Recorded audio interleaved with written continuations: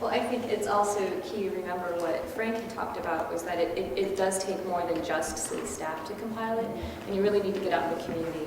I worked for the city of Orlando and have also filled out the bike-friendly community application several times, and I think one of the things that is really key is really to tap into talking to your bike shops, talking to your bike clubs, trying to find those commuters that you might just find riding up to an office building, and you can fly them down and talk to them and see what they know about their community and what they're using. Same with the mountain bike groups or whatever the specialty little groups might be in the community. Talking to kids at schools and finding out from their perspective, talking to your Parks and Rec department, finding out what they're doing. Because a lot of time as city employees, we don't necessarily even know what's going on in our cities or counties that other departments are doing. I know in ours, I learned a lot from our police department. They train all of the they train all the officers to be bicycle officers. They might not necessarily do that for their job, but they are trained in it. So there's certain things that I didn't know that I personally learned just by asking a lot of questions of the different departments, even within the city. Let me try to answer the question too. I think there are certain ingredients you have. Have you done a self-assessment yet? We have not. So you need to do the self-assessment first, okay? Have you done a workshop yet? Okay. Those are necessary steps to get there.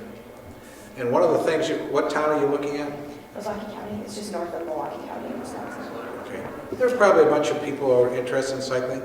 I'd put like a thing in the paper about the county intends to apply for something and just say, whoever's interested, please call you, okay, whatever.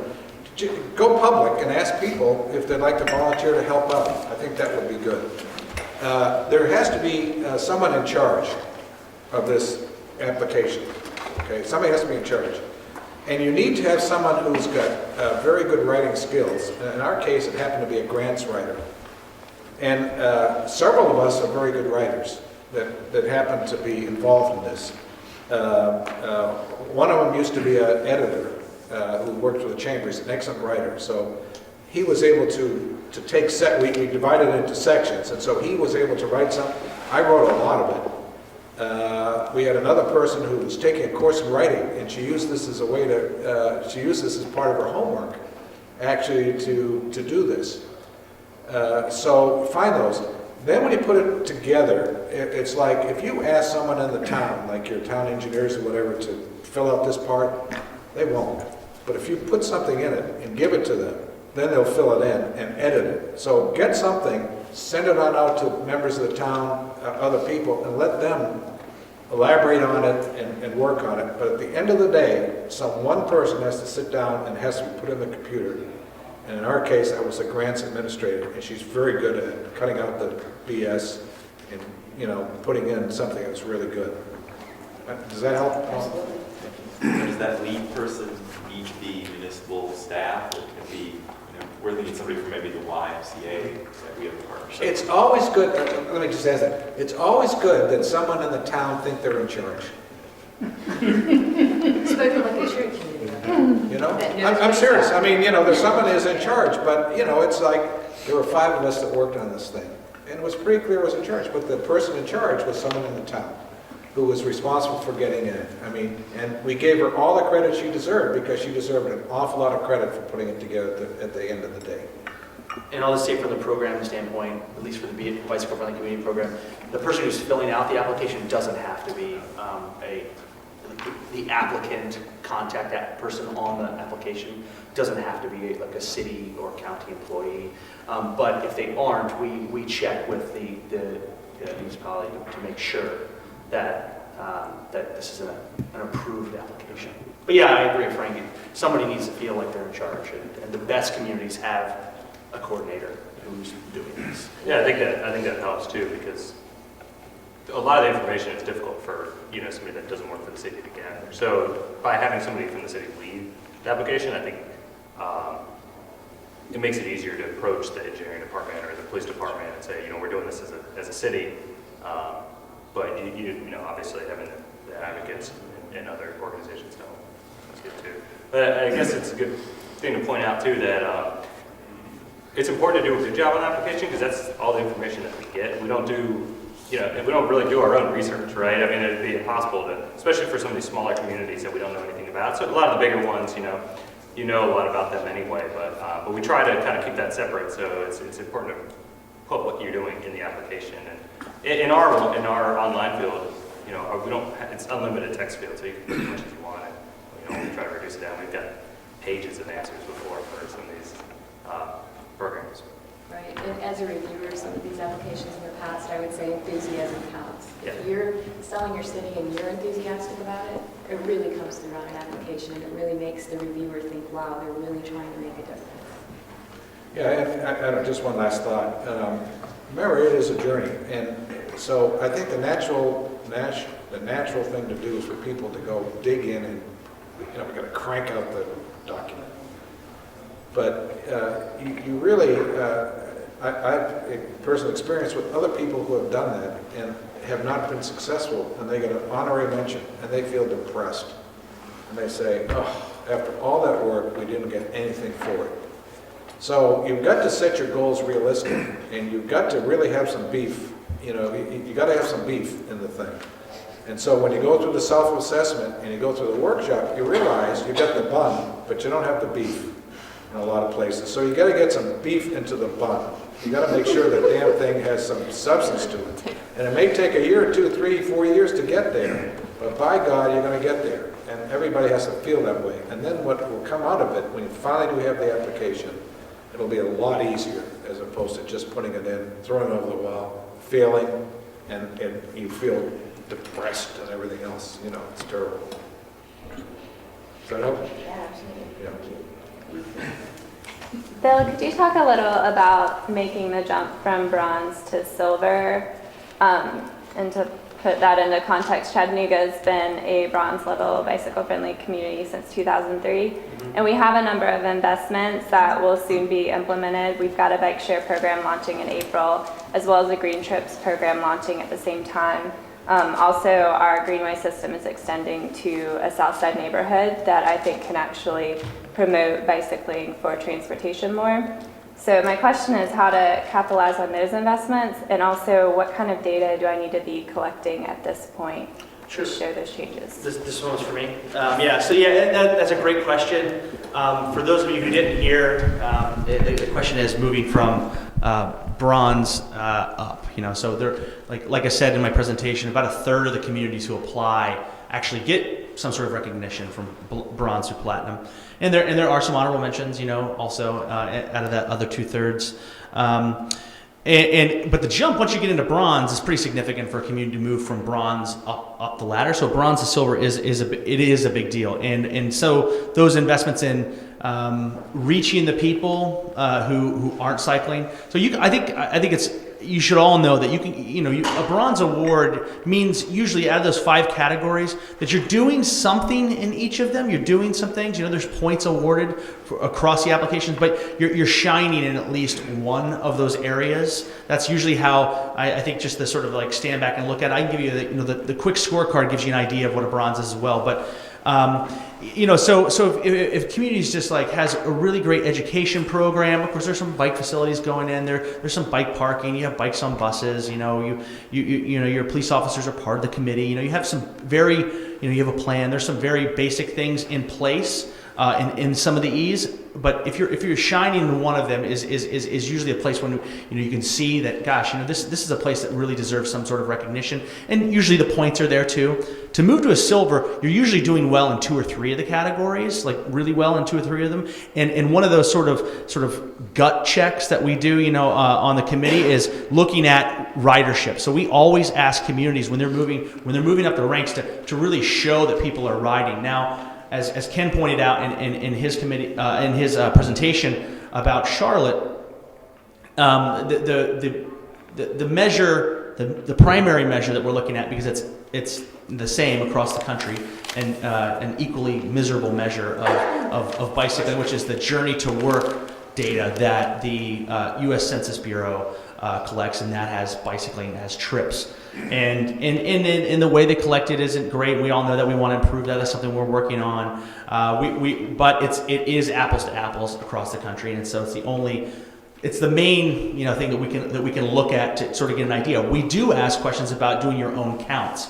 So that could be, recreational bike, usage. We want to know how, we want you to demonstrate that people are riding. So we think to move up to the upper reaches of the Bicycle Friendly Community Program, to really pass that test, we think that you have to demonstrate that, that people are riding. So that's, there's nothing on the application when we look at it and say, they're not a silver, so I don't want you to get the impression that, if you don't have this, you're not going to get there.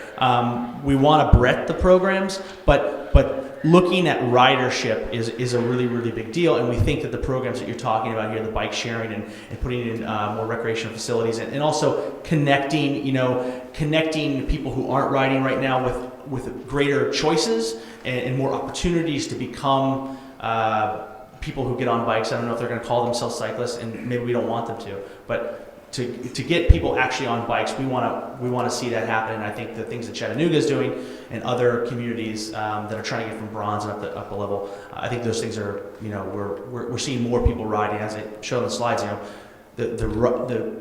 those community numbers are going up across the country, and the places that are really investing in this are getting a much greater return on investment. So it does work.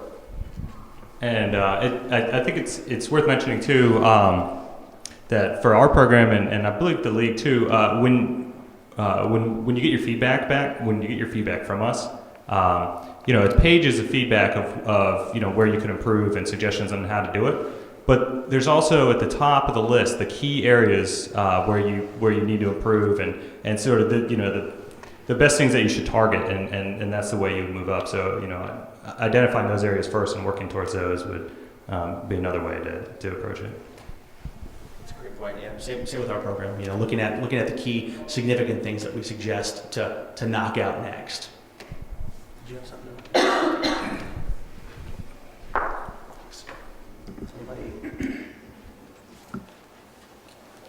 I work for Jackson County, and there's several local jurisdictions from Where's that? Jackson County, Oregon, I'm sorry.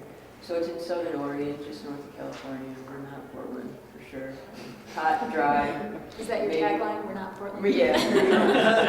Is Bandon Dunes there? What's that? Is Bandon Dunes there? Jackson? No, that's north and coastal. So, no, that's all right. They're building another course, so you'll need to go there. What a place. So, what we've struggled with in the county, or at least in my position, I'm the bike coordinator for the county, but, there's this 60,000 population Medford, there's 20,000 in Ashland, there's 20,000 in Central Point, and so we're leading this sort of charge to make things better in our region, and I think my colleague Nathan Broom has contacted you with this question, but I'd like to ask it again. Would we be better served by, really pushing Medford, the largest community? Ashland is a BFC bronze, or Central Point, another 20,000 person community, or would we, be better served in encouraging them to apply, and then, letting them really run with it, or could we apply as a region? And if we did that, what would be the benefits of doing that? This is for me? Okay. So the question is, for those of you who didn't hear, applying as a county, or focusing on encouraging the cities or maybe the primary or principal cities in a county to apply. We really want to be sort of both and about the whole thing, and we really want you to encourage the cities to apply, but that doesn't mean that the county can't apply as well. From our perspective, we're a national advocacy group, so what we're after is getting you all to really become awesome for biking so that we can go and ride there, and people want, we're going to go and want to be in these sorts of places and really improve the kinds of places that you have for cycling. So I think we have a couple examples of counties. So to answer your question, yes, the county can apply. We have applications from counties currently. For instance, Tucson, Arizona, they in the county, East Pima County applied as a group to go after platinum, and it's really huge. And I think for them, it was a way to move the entire area forward. And I think Tucson has really taken a hit for doing that. If they were really just going after, hey, we get a platinum, we can put it on the wall, and it's really awesome, and it's great here, and forget about all the neighboring communities. They could do that, and I think that they get a lot more quickly because it's a county, it's different, right? But they decided to go, the other route, which is to really try to, bring everybody on board and really move the whole county. So they went that way, and they're going for it. And I get calls from them all the time. I mean, it's a big job. They have a huge task force made up of, I think, 6 Indian nations. There's all amazing network of communities. Yeah, a couple like really small communities, Tucson, the county government. So I mean, everybody's on board. It's incredible what they're doing. Ada County in Idaho is another example. I mean, they're kind of a little bit more. They're a little bit closer to you out there. And Boise is the principal city of Ada County. Has a much higher rate of much higher density, much higher rate of people riding bikes, and destinations maybe it's just a smaller thing, and I think if they apply to themselves, same thing, they could do very well, but the whole county, Ada County has applied, so we have both, and I think like we told Ada County, we told Tucson East and Pima, you could do both, so the county has a goal, and the cities that you're helping, help them move them along, also have goals to do it. So clusters, I'm hoping. My worry on that is just being, the county coming in and telling us. Yeah, right, yeah. Here's an opinion. It's really important to understand what it is you're trying to accomplish. And number 2, it's important that you try to understand how you're going to measure success. So what are you trying to do? Are you trying to get 5 trophies on the wall, or 1 trophy that covers more people? What are you trying to do? Are you trying to reach a lot of people? Are you trying to get a lot of people who are slugs on bikes? I mean, what are you trying to do? So that's a very hard question to answer. But I think that's the question you have to ask yourself and get an opinion about what that is. Because maybe you can serve more people if the objective is to get more people on bikes, if that's your objective function, then how can you best do that? By being a staff to other towns to get more people with local programs, or to try to do it at a county level to get more people, if that's what you want to measure. Okay, so that's a very hard question to answer. But I would say that's what you have to start there. It's also what is probably most feasible. Yeah, more people on more bikes, or more people walking, but you also have to take your chances of success. Okay, I have a 3-to-1 shot on this route, but I have a 2-to-1, on this shot. So that's kind of what I'm struggling with right now. I mean, and I'm not saying success is in the plaque on the wall. So excuse me if you think that. I'm saying, okay, I don't want to burn any bridges with Medford. I don't want Medford to feel like, oh, it's those silly bike ped people from the county coming in and telling us, X, Y, Z. So it's really looking at it from that perspective. So I would say maybe it's more about building that relationship with the city and learning what their goals are, what their vision would be. I think would maybe be an approach, just to have a meeting and find out if they're even interested. Maybe that would be a first step too. No, they were fine. Don't say it. No. Did we have another question? It's a question for Bill. Can counties and cities apply for bicycle-friendly business? Yeah, absolutely. So you're Fairfax County, right? Yeah. Hey, all right, neighbor.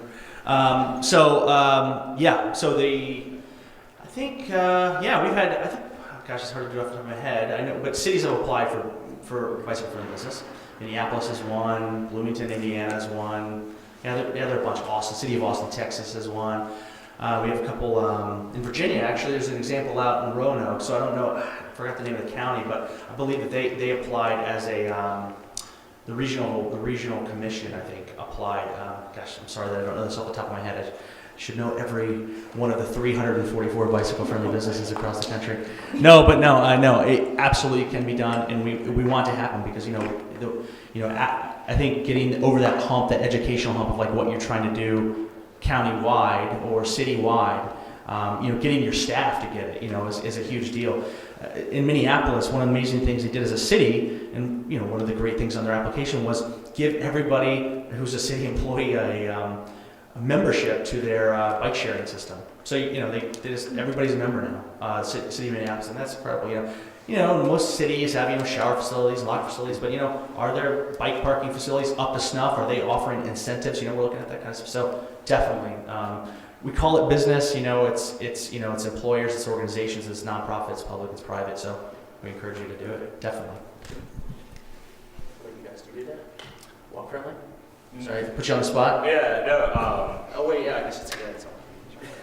Yeah, we're only walk I'm already jumping ahead. I'm adding programs to you, Carl. Hey, we would love to do that. Yeah. Once we get more than a year underway, find additional funding. But actually, this brings up a good question that we've been getting to is right now we have it set up so it's for cities to apply, and we don't have it set up for counties. So there's some slight tweaks we would have to do. There are some exceptions, like Arlington County and Virginia apply. That's Virginia. It's different where they have their own government. So we take it on a case by case basis. But I guess I should have mentioned in the presentation too. There's a lot of differences with walking and biking, and so our application process focuses maybe a lot more on like the smaller scale, neighborhood level, which is where walking is, as well as transit. Specific things like streetscaping and so more smaller local level type things. So we're looking at the next program that we have might be more on the neighborhood level rather than moving up to a regional level. Interesting. We've been hearing similar. Oh, go ahead. I'm from Atlanta, and we're planning to apply come next July. And we're setting up a workshop, and we're planning a big Atlanta Streets Alive event, so kind of a big open streets educational event. Because we realized we're about where Charlotte was 10 years ago, and there's a lot of still public outcry from bicyclists, so I think the first initial step is about education. And so this question is for TK especially, but really about what kind of public support did you have, and did you have strong mayor city relations, and how did you get everybody behind this, and what kind of investment did it take, and how did you, sorry, there's a lot of questions in this, but how did you kind of show the investment of the funds necessary in order to do this from an economic standpoint? Okay, you referred to becoming a bicycle-friendly city, not the process being. Yes. Okay. Well, we're fortunate that Charlotte citizens, we do most of our funding through bonds. And just the Charlotte general public recognizes the benefits of having a multimodal transportation system. And they have a history of passing bonds, and bicycle improvements are a part of the bond package.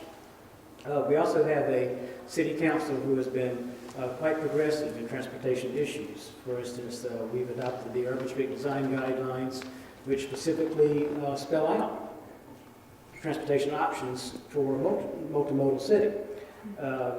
Similarly, same thing with the Transportation Action Plan, which is like a blueprint for transportation going into the future. So there has been a lot of public support for all of these measures, and our city council and mayor have also been strongly behind.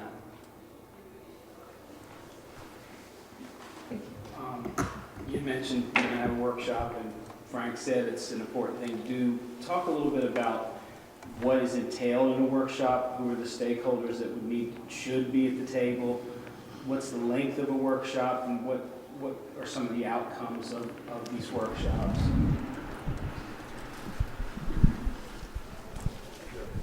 So the Bicycle Friendly Community Workshop, it's a half day, and the folks that we're trying to get to the table are, of course, all of you city staff, but all the people.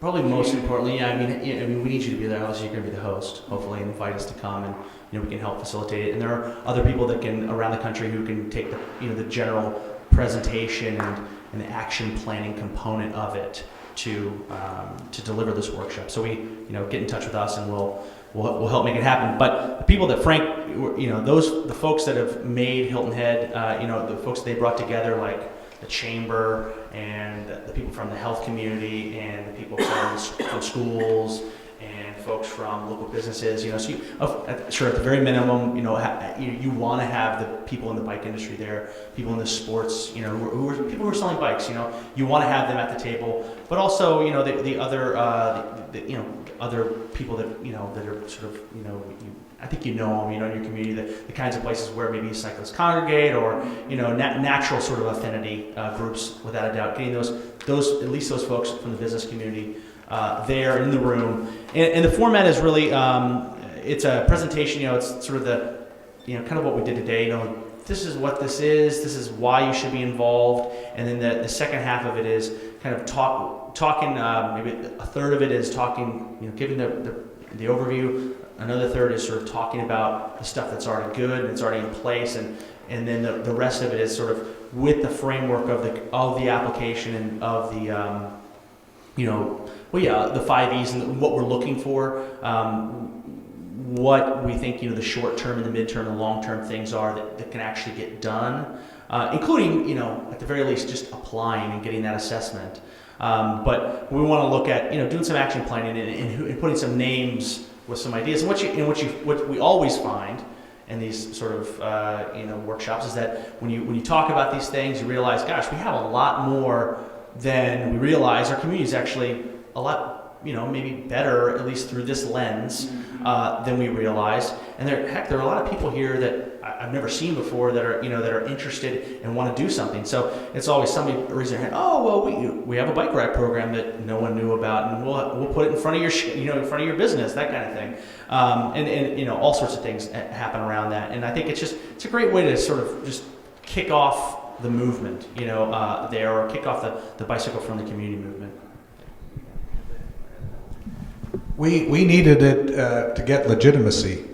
It was a step, and we were trying to become a bike-friendly community, but it was only a small group of us who knew what it was and could articulate it, because it's not an easy concept to sell. So what we did is we basically got one of this gonzo organization in our community to endorse the fact that, and create a resolution that they sent to the town council that said, we support having a bike-friendly community, to develop a plan to see whether or not we should become a bike-friendly community, is the way we basically pitched it. And then when we just invited a bunch of people. Unfortunately, we had a mayoral election underway, and so the candidates showed up, you know, because they had to go to everything that, you know, they could be seen at. So they showed up, and, you know, we had a pretty good turnout. But at the end, as I said, we asked for a vote, and how can you not vote for it? You know, I mean, everybody, when they see it and they listen to Bill or Jeff Peel or somebody from the league give a talk about it, it's a great way to, you know, communicate with a lot of people who never really have thought about it, you know, what's involved. And it doesn't take that long. I mean, it was only about 3 hours. And at the end of the day, everybody, you know, we had these lists of things we had done well and things we needed to do, and should we apply for it? Absolutely. Everybody raised their hands, and that became important. And then the town council, the timing was that they were going to have their offsite, and they took that on as a challenge, as a management priority, and that got us off to the races. I'm sorry, can I ask how many people came to your? I think it was about 30. And this gets back to the question I was just asked a while ago also. The workshop kickoff is really important. When we did our bicycle plan, we depended on our advocacy organization. We have a rather engaged bicycle group here in the city. And they're very keenly interested in what we're going to do to improve Charlotte as a bicycle community. And the bicycle advocacy organizations helped get the word out for our workshop for our new bicycle plan. And we had 150 people turn out for our bicycle plan kickoff, which is much higher number than we have for area plans and things like that. So it was really quite encouraging and somewhat daunting to see that kind of interest and participation. I would also think that holding the workshop is good for the league, because then they can come to the community and see the interest and really get a feel for it before they even get the application, to really get a handle on it and exposed to the fact that there is a community that's interested in becoming bike friendly. So I think it really helps them as well when the application does come in. Yeah, and can I just add one thing? I also want to cover this, make sure that I emphasize, the workshop is great, and it's just one example of the kinds of things we're trying to put out there that like meet a community where they are. So whatever you need to kick off, off to the races, whatever it's going to take. So at the very least, we want to have that blueprint where it sort of just lays out, in paper form, the quick scorecard, which we have, and I have some copies of it. It's online. The workshop is a great way, but we also have a thing called, it's just an action plan that we have on our website that you could just take the language and get a resolution passed. So if a workshop just seems like maybe, hey, that's the next step, that might be a lot of work. Hey, let's just see. Sometimes it's top down. Maybe the mayor or whoever is really excited about this, and maybe she or he doesn't want to put together a workshop right now, but just wants to, hey, let's get this through council. We have that on our website where you can just take the language, sign on to it. So there's different tools there, but the workshop is awesome for all the reasons that have been said. Are there costs associated with having you come out and facilitate a workshop? Yes. There are. We like to work with you. Thanks to our funders, we have staff and we have time to go out and to do this kind of technical assistance. So thanks to Trek and Bikes Belong for being able to do that. But we do usually try to work with the community. If there's a budget, if any help we can get to get there is sort of the line, but we'll figure out a way to make it happen. So definitely be in touch and we'll work with you to make it happen. Yeah, one note of that, that's another way, it's called asking for the order.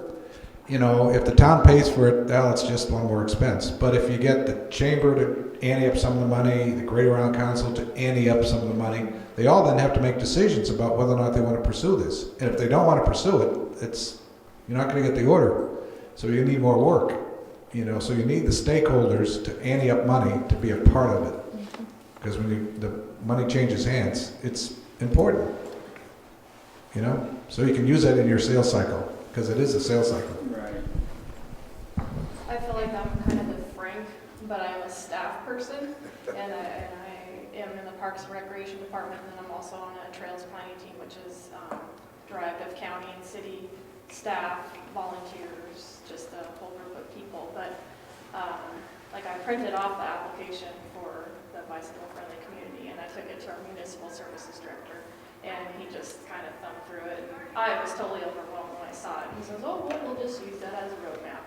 We don't have a bike plan, we don't have a master plan, and it's kind of, it is associated with Parks and Recreation in a way, but I feel like I'm just like this lone person out here trying to put it all together, and I guess I need help. What community? Washington State, it's just a small town called Moses Lake, Washington. And we're in central Washington. Nice climate. We've got the lake. We've got we operate a facility, a water park, and we bring in a lot of tourists. So I'm gleaning a lot of information on trying to hear example, but the task seems really big. So you're looking for a first couple steps. Yeah. Get going. Like how do I get? Well, and I think that's where Frank is. His best question is, what are you trying to do? Yeah. So if you're trying to create, if the goal is just to fill out the application and just get the bits and pieces, but if the goal is to truly make it more bike friendly, starting with the bike planner, starting at least with a vision. Well, we have no bike planner.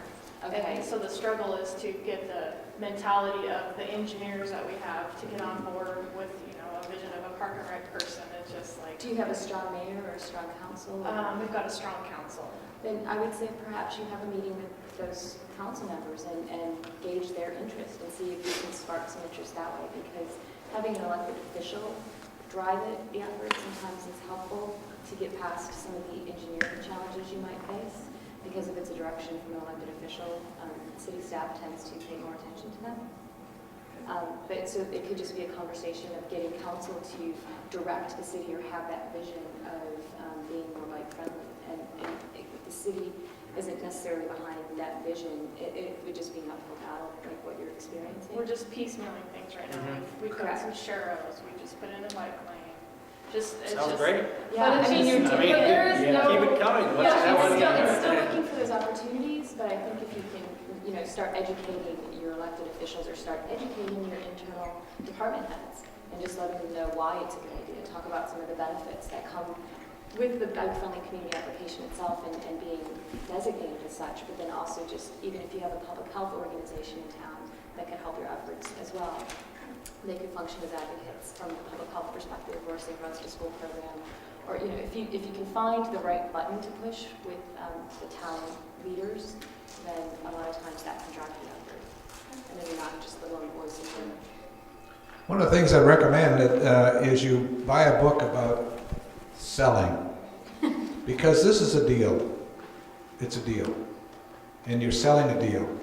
And I mean, this is what I do for a living, and I'd have to get the board to be comfortable with what it is we're trying to do. I used to work for EDS. We used to outsource their information technology. They'd have to give up all our computers to a company in Texas run by Ross Perot.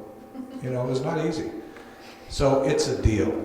So you have to think about a deal. So, you're an advocate inside, but you're going to need some help.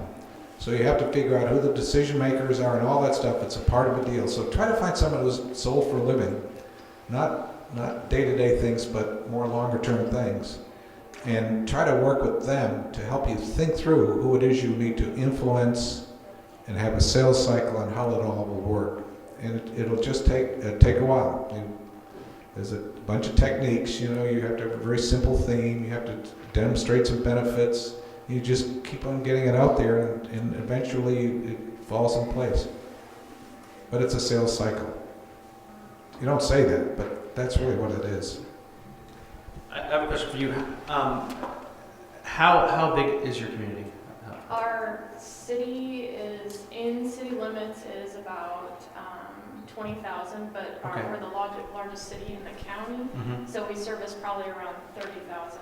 And we kind of have where you're on an island, well, our lake has got a lot of fingers on it, and to be able to get crossings, there's infrastructure already built with interstates and highways, but not room to add a bridge, or I guess you could add a bridge, but the costs that are associated with that. So connectivity is very difficult for our community.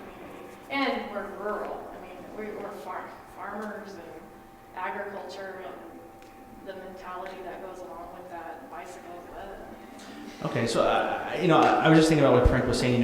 When you're trying to make any sale, you want to figure out who's going to who and what the buyers there on at the city are what are they looking for. So would getting an award be exciting to them? Because that gets people jazzed. Like oh, we're going to get this award. At least that's my experience. What would get me jazzed, I guess, is to have a plan, have a master plan. Just a plan, okay. And then go from there, not just. Oh yeah, that would be awesome. But the people that have to make the decisions and say, hey, we're going to add staff and we're giving you the okay to do this. What do they want? I think one of the coolest things about the program is that there's just so many bicycle-friendly communities now that are of all shapes and sizes. And I'll admit that we don't have a lot of rural and small town models. We have some, but we're trying to get more. But I think that if you could do like to like and say, hey, this community that is a lot like us has done this. And there are a number of communities in Eastern Washington, Spokane, I think has the award, and then there are some I don't know if Tri-Cities or anybody has. I can't remember if anybody's received an honorable mention or something. But folks in your state are working on it. You also have a big statewide advocacy group, a couple of state advocacy groups there that have helped communities with their applications. So I would suggest to everybody reaching out to your state advocacy group, your local advocacy group, and say, hey, help me out here. I'm an advocate on the inside here, and I'm kind of in a way doing the job that advocates would be doing and pushing this thing. So I don't know. I just want to add that to bring them into the mix, and also look at other communities that are like yours that have already received it. Because I wouldn't be surprised if you don't have great neighborhood streets that are great to bike on. A lot of things that could sell the plan and sell the program as a framework. So just throwing that out there. So we don't have to have a master plan before to No, apply? no. We You don't have to have, master plan. yeah, no, you don't have to have, honestly, there aren't any questions like that. Where if you don't have that, you don't get it. Like, we don't have bike lanes? Okay, well, do you have a great education program? You have great neighborhood streets? You said you're doing sharrows. I mean, you know, we want it to be, you know, it's not one size fits all, I guess, you know.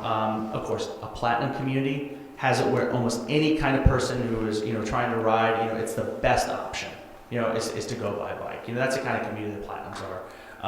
But you know, you know, there's a lot to be said about, you know, great neighborhood streets, having great bike parking, as Ken said earlier. You know, I mean, bike parking, bikes on buses, I mean, things like that are just, I mean, those are huge things that having a bike club, having regular rides, having meetups, those things that are huge parts of like a bike culture that. Honestly, in a smaller community, you can really knock this one out of the park on that kind of stuff, like doing bike rodeos, you know, reaching, you know, kids in schools, those sorts of things that, you know, huge communities have a much harder time, you know, with the capacity to serve all those students. You know, a smaller community can really become very bike friendly very quickly, I think. So there are models, and I love to talk to you about it. Yeah, another thought too is that you're kind of by yourself in parks and recreation, and so, you know, there used to be an exercise we called Imagine If. Imagine if in 5 years we could describe, we took all the bounds off everything, and we said, this is our future, and this is what it looks like, and there are no obstacles. Imagine if. So if that's our future in 5 years, how do we get there? And if you're by yourself, it's going to be very hard to get there. But if you use something to help you get to where that imagine if world is, maybe it's a bike-friendly community that can help you get people's head around it, because you can leverage other communities around the United States that have gotten there and have already gotten to imagine if. So maybe that's the hook you need to get the town council members inspired about the future in sort of a non-technical way. So dream with them, help them dream about what that future is, and use this as a way to suck them into where that world is, using the bike-friendly community and leveraging best practices that exist all around. Plus, you can get airplanes and go visit a bunch of places, which would be pretty cool, you know. I'm sort of where you are. I'm the Parks and Rec guy and trying to push this community change effort. And one thing that has helped us is to develop different messages that appeal to different user groups and then pull people from those user groups in, like the public health message. You know, Rock Hill, South Carolina has a high incidence of obesity and chronic disease and hypertension. And so if you have health issues in your community, find the health advocate that can speak to the benefits of being a bike-friendly community. And then from an economic development standpoint, you know, talk to the business community and pull someone in from that sector. And so developing, like these communities have done, a cross-sectoral approach to this and get these people at the table and develop the messaging that Frank's talking about to those people, and the sales pitch to them, and say, man, more businesses will come here and employers will want to be here and people will retire here, and, you know, age-in-place community and all that. So mobilize that, and then, you know, from the schools, look at your schools, you know, talk to your school district and say, you know, we really could be a little more safer getting these kids to and from schools. Do we have to bus them all the way over here? What if we looked at rezoning and these kids could walk and bike to school and stuff like that? So developing that, I think Greenville did a super job on developing that. Get your law enforcement involved and educating them and see what they're, just talk to them, have a dialogue and conversation with law enforcement. What do they think about bikes? You know, they'll tell you straight up, they're an inconvenience or they're a pain, or we don't know what to do if somebody's hit by a car. You know, they don't know, or if somebody gets hit, how do they report it? You know, start dialogue with every person who you think would be a key player. Look at the application and do a work plan, or look at all the E's and figure out who within each E would be a good person to start a dialogue with. And then once you start that dialogue, then you start opening up avenues for progress, you know, because you're looking at the E's now, and you're talking to people within those E's who are the movers and shakers that can get the work done within the E's. And that would be my advice. It's good advice. We have found that our biggest challenge is really reaching enforcement, and that is sort of our area that we're lacking in. And I wanted to see if there was any feedback about some easy things to do, some easy ways to maybe build that relationship. And I think we have a really good relationship, but I think just really making those small changes to get them on board. Well, I know that's Bill and Carl both said that across the United States, that is one of the biggest challenges, is getting enforcement. Bicycling and pedestrian is considered secondary to everything else that they have to take care of from a public safety perspective. And I know working with police departments are challenging. Sometimes if you help them find funding to train officers, or if you request that they work with you on doing something like a pedestrian sting where they're monitoring crosswalks, or maybe you have them help you work on trails to look at, or in a downtown core area, a Main Street area, if you have any police officers already on bicycles, a lot of times they're engaged in the bike community as well. So it's going to those key players that you already have, and maybe even asking them what their thoughts would be, because it's a different mentality. They have to go by what they're getting directed to do, but they can also be trained on bicycling and pedestrian so that they're more aware of it, so they're more likely to enforce it.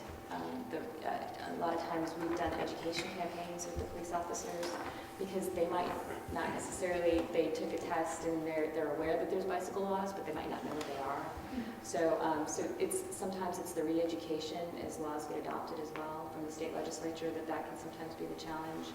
I know in Florida, when they adopted the 3-foot law, some of the officers weren't aware of it for passing, leaving cyclists 3 feet to pass. So there's some times that you have those sorts of instances. So I would say build on your existing relationships and just even ask them, ask for a meeting and just see if they have any thoughts on what maybe your relationships could be improved or how they could be improved.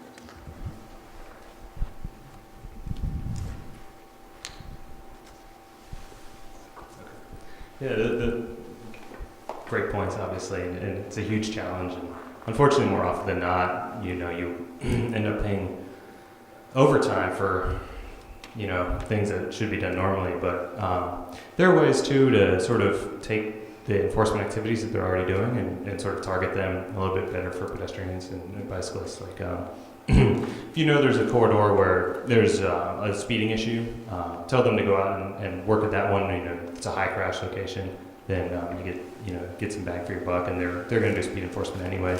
Or intersections, the same thing. If there's a intersection where there's a lot of turn movement crashes, you could go there.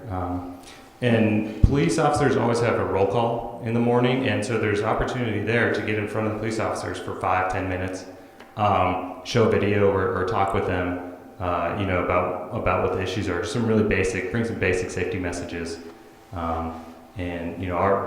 We have plenty of information on the walking info site and the bicycling info site on what those messages are, or videos and that kind of thing. So just, bringing them in. And actually, Scott mentioned too the pedestrian crossing committee, and there are police officers on that, as well as the engineers and the planners and the transit agency. So it's a way to kind of talk across the different departments.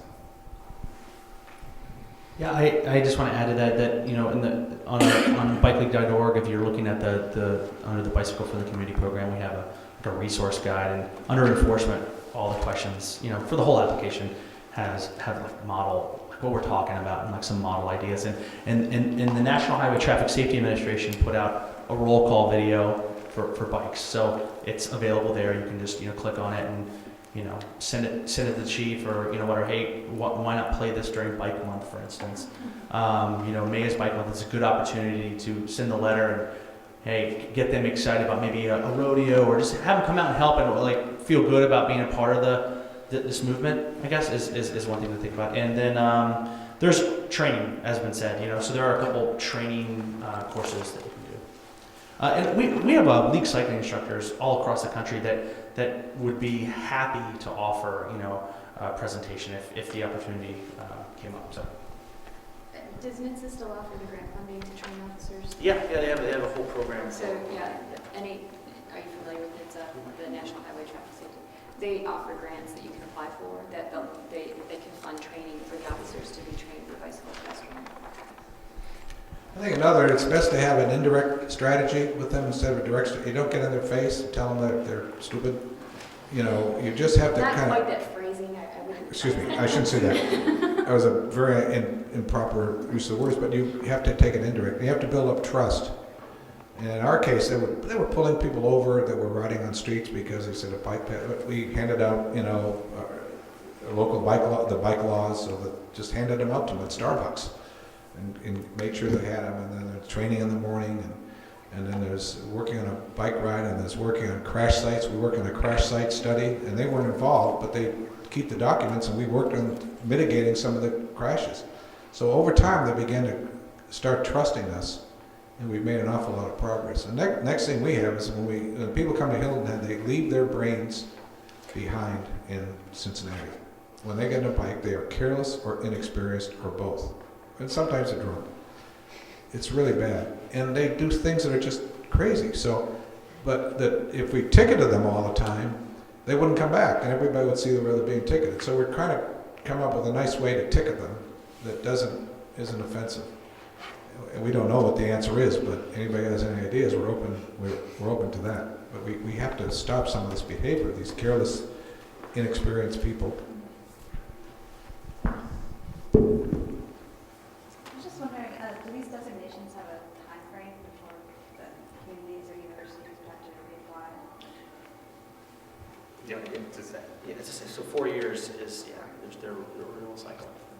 And is it twice a year for bike-friendly community? Yeah, we have 2 designations a year. So one in one that application deadline that happens in February, and one that happens in July. And Carl, is it twice a year as well? Yeah, it's June and December, so purposely avoiding. Oh, sorry, I can't see you beyond that. There was some talk earlier about a workshop for the bike-friendly community. Is there any such thing for becoming a walk-friendly community? Yes, Carl, are you going to take that on the road? Yeah, I mean, we would love to. You know, that's something that in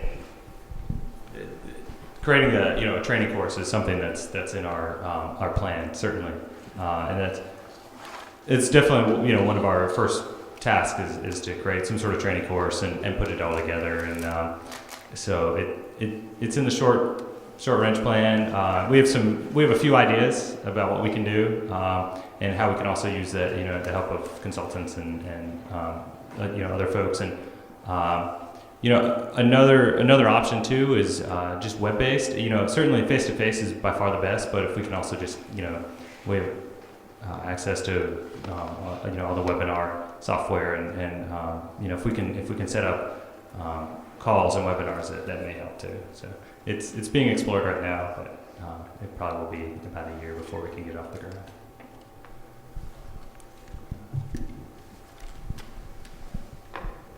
Do we have anybody else who had some questions? Going back to Indirect Strategies, I work in South Carolina in a rural county, and most of our roads are run by the NCDOT. Really, you can't get anywhere without driving on one of their roads. For the CDOT group, do you guys have any more? The direct strategies haven't worked as well. Do you have any more indirect strategies or starting points that may help people in a similar position to kind of bring them on board, or at least bring one of them on board to help kind of implement even some things that the SCBT are already supposed to be doing? Well, from the bicycle perspective, CDOT and NCDOT, NCDOT is a pretty large organization, and you can find a pretty big disparity between, say, what NCDOT might do with some of the eastern, more rural counties versus what they may do with some of the more urban counties. We have found that the NCDOT division that services the Charlotte area has really made significant strides in recent years, working with us and trying to help us to become more bicycle friendly and more multimodal. But it is a large organization, so really the best way that I found to work with them is almost at a personal relationship level. Find those people that you have something in common with, and whenever you have an issue that involves NCDOT roadway, in my case, I call that individual, explain it to him, and usually work with him to get it taken care of, or he will direct me to the right people I need to speak with. That's fairly indirect. But also with NCDOT, they are now developing their own urban street, roads, complete streets guidelines. And we are playing a fairly significant role as they develop their guidelines, which will be implemented on a statewide basis. It's got to start somewhere, and I think it really has to start with identifying those individuals that you think would be easier to work with or more open, and then just let it build from there. And I would say perhaps, maybe, I don't know, Katie, if you're willing to divulge your sources, but maybe it's having a conversation with some of our contacts to ask who would be best to work with in your area or your division. They might have a contact that they're familiar with, or perhaps someone that they've worked with that they could recommend you talk to if you don't already have those contacts. Jen, were you able to get sharrows on NCDOT roads in Charlotte? We have not tried to do sharrows on NCDOT roads yet. There have been done some in North Carolina. There are some, I think, in Chapel Hill, but they were done as an experiment before it became an official MUTCD marking. We have implemented some so far strictly on city streets. But we will target some NCDOT streets in the future. Yeah, other than those sharrows in Chapel Hill, there are no sharrows on NCDOT roads, but we're working on them right now as well. So. And those are typically used with 2 lanes of traffic, and the right lane is a sharrow lane. You don't put those on 1 lane of traffic, right? We have. I've seen They could be. So you can use that? Yes. You're not going on the bicycle tour today, Thursday by any chance, are you? We'll highlight one of our sharrow applications. I think so, yeah. In the case of SCDOT, a couple of thoughts. One is work with the Palmetto Cycling Coalition. There are only so many battles you have in you before you die. So that's why there's a Palmetto Cycling Coalition, because we meet with them and we work with them. And if we have your issues in your places, we'll help. But the reality is they're $600 million short in a $900 million budget. That's the reality. You can't escape that any way you look at it. And that's the way it's going to be. So a lot of it you have to fund locally, and that's where you have to get that's where you apply a lot of your energy. But if you let us know what your issues are, we meet with them periodically. We are actually forming an advisory committee with them to cooperate and collaborate on bike-related issues, and that's a first. And we meet with our commissioner. You have a commissioner somewhere where you live. That's one of the 6 commissioners. Get to know that person. Meet with them. We meet with our commissioner once every 3 months. We tell him about our issues, and he takes that forward and works on it. And then he works with the district people to help us out and that sort of thing. So it's a long, hard battle. Be prepared. Be thick-skinned. And I've also found that it helps to develop a relationship with your state bicycle pedestrian coordinator. South Carolina has one, North Carolina has a division within their NCDOT of bicycle pedestrian. So when I have issues related to NCDOT roadways, I always work through them as well. We have time, I think, for 1 or 2 more questions. I was just going to add, I was going to suggest that very thing. We have a great state bike ped coordinator in Oregon, and she can be very helpful. But the other thing that can be very helpful on like a district or a maintenance level is to be the person that fields the complaints from the cyclists. So you have, this guy writes you in and says, these stupid idiots designed this stupid thing on this stupid road, and then you take that and translate it to the DOT in a nice way and show them that you did that, and that builds a whole bunch of rapport, and it's like you've got their back. And that I've found that, if they go directly to the DOT instead of through me, a lot of times it comes in sort of a bad framework of messaging, and just to have the DOT know that I'm writing back to them and saying, hey, this is a person you're talking about, not a stupid person, and that I'm defending them. And then all of a sudden they took action within 24 hours on the last issue I had. So it was incredible, and they would have never done that had that guy gotten directly to the stupid idiot traffic engineer that put the inverted salad bowls on the shoulder.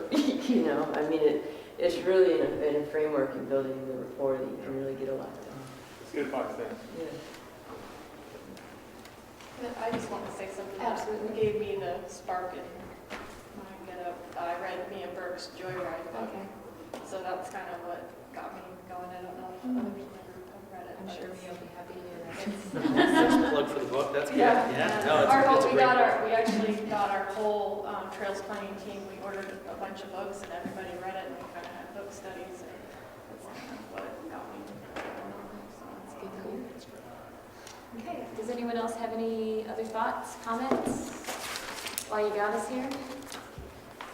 Well, I hope we've proved to be useful for you and that we've provided information that you'll be able to take back to your communities. Know that we're all available as resources as you move forward with whatever it is you're doing in your communities. I know Bill has an extensive network as well as Carl and I do and everybody at this table to provide examples. So if you have questions, if you're more rural, I'm sure Bill can give some examples of, or have you put you in contact with those communities so that you can ask how they've done it and maybe glean some additional information because they've been the ones in the trenches making it happen. Thank you very much for all your